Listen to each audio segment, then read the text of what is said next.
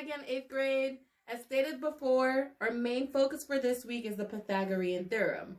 The Pythagorean Theorem is very useful in upper level math. You'll revisit it again in geometry and also trigonometry. As you can see, our objective is to find the missing sides of right triangle. I would like to go over 3 vocabulary terms before we get into the actual examples. The first one is the Pythagorean Theorem. As it states, it's a theorem that says that in any right triangle, the sum of the squares of the leg is equal to the square of the hypotenuse. Let me just say that one more time. The Pythagorean Theorem is a theorem that states that in any right triangle, the sum of the squares of the leg is equal to the square of the hypotenuse. The legs of a right triangle, those are the 2 shorter sides of the triangle. And as you can see over here, here's a picture of a right triangle. The legs are the 2 shorter sides, which takes me to the last term, the hypotenuse. The hypotenuse of a right triangle, that is the longest side of the right triangle. It's the side that is opposite the right angle. So to locate the hypotenuse, as long as you know where the right angle is, it's the side that's opposite the right angle. And so those are 3 vocabulary terms that you'll hear used often as it relates to the Pythagorean Theorem.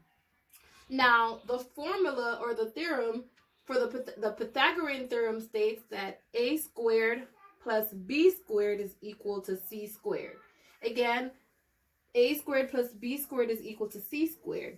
As a reminder, the legs are what we refer to as the a and the b. So it's leg squared plus leg squared is equal to the hypotenuse squared, right? So I have A to represent one leg, B to represent the other leg, and the letter C to represent the hypotenuse. Let us take a look at these right triangles here at the bottom. And I want us to kind of identify the legs and the hypotenuse of these right triangles. Remember, the legs are the 2 shorter sides and the hypotenuse is the longest side. And so if we look at the first one, do we agree that this side is the longest side or the side across, directly across from the right angle? So this side would be the hypotenuse. I'm outlining that side with blue. And then the legs are the 2 shorter side, which I'll outline with my red marker, right? So we said that we're using the red to represent the legs and the blue to represent the hypotenuse. Okay. Looking at the second example, my hypotenuse again, it's the side across from the right angle. So this side is my hypotenuse, whereas these 2 sides represent my legs. Another way to say the legs, we could use letters A or B. And we use the letter C to represent the hypotenuse, right? Now, take a look at this triangle. Notice it's altered. It's in a different direction from the first 2, but the concept doesn't change. The hypotenuse is still the side across from the right angle. And so the hypotenuse, which we're going to outline in blue, this side right here across from the right angle, and the legs are still the 2 shorter sides. Feel free to try these 2 remaining examples. Let's get right into the work. All right. So we are finding the missing sides of the right triangle. If you take a look, we have the Pythagorean Theorem, which states that a squared plus b squared is equal to c squared. Again, a and b are my legs, and c is the hypotenuse. The hypotenuse is always across from the right angle. Example number 1, we were given that one of the leg is 6, the other is 8, and we're asked to find the hypotenuse. How do we know we're asked to find the hypotenuse? because it's the side across from the right angle. And so always start with your formula. A squared plus B squared is equal to C squared. And so my 6 represents the leg. One of the leg, A or B, it doesn't matter. You can interchange your legs, but you cannot interchange the hypotenuse. And so 6 represents the A, 8 is my B, my unknown, I'm going to call it X. And so that's what we're trying to find. I know that 6 squared is 36 because all I did was substitute the number in for A and B. And so I have to square. 6 squared is 36. 8 squared is 64. Bring down the X squared. When I add the 36 and the 64, I get 100, right? And so 100 is equal to X squared. Well, I know the problem is incomplete because I did not solve for X. And how do I solve for X? What is the inverse of squared? We talked about it in class and we talked about it a few minutes ago. To find the inverse of the squared, or the inverse of a square, is the square root. And so I'm going to take the square root. Let me just go ahead and rewrite this step to indicate that I am taking the square root to get rid of the square, but whatever we do to one side of the equal sign, we have to do it to the other side. And so the square and the square root cancel each other, and I have X.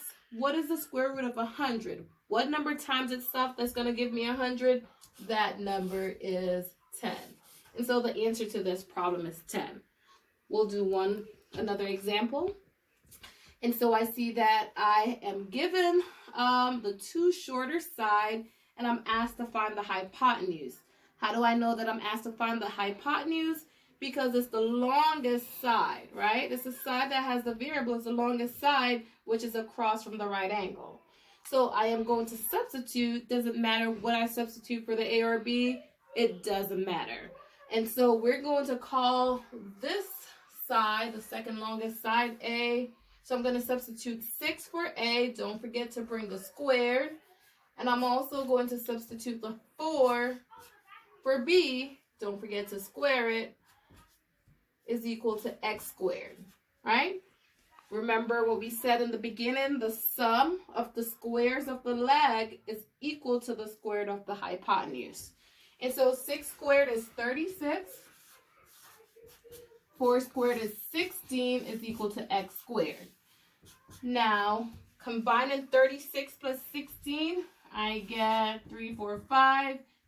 I believe that's 52. Go ahead and check my arithmetic. Right? And so I see 2 is 7.2. I believe it's 7.21. All right? One last example. We're trying to find the missing sides.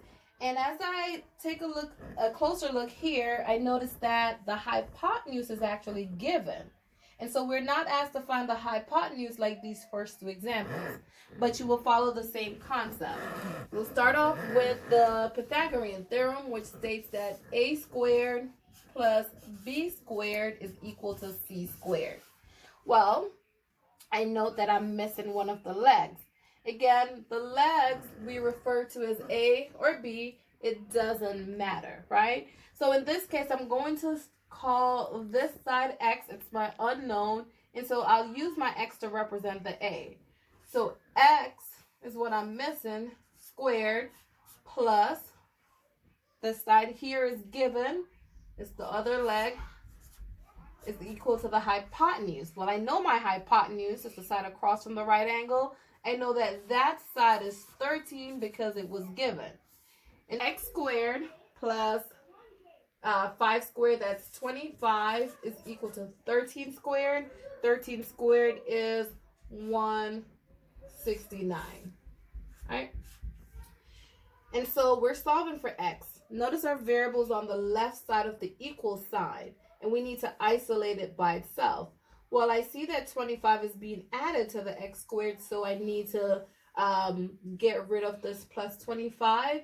And so the inverse of addition, we talked about inverses. We said the inverse of addition is subtraction, multiplication is division, and this is a little caret to indicate my squared, and we know that the inverse of a square is a square root. And so I'm going to subtract the 25 from both sides, and I'm left with x squared is equal to 169. Take away 25.